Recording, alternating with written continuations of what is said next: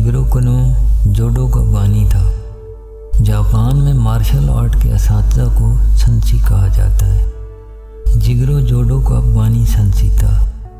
جب یہ مرنے لگا تو اس نے وصیت کی، مجھے سفید بیلٹ باندھ کر دفن کیا جائے۔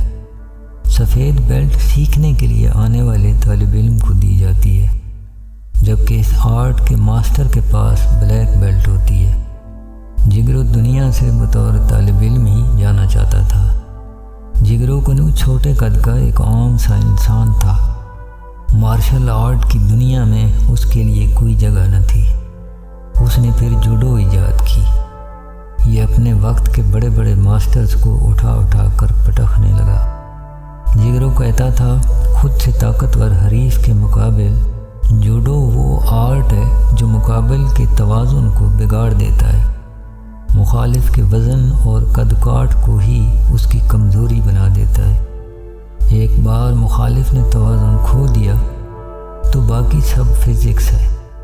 آپ نے لیور کا فلکرم بننا ہے اور حریف زمین پر چاروں شانے چت ہوگا۔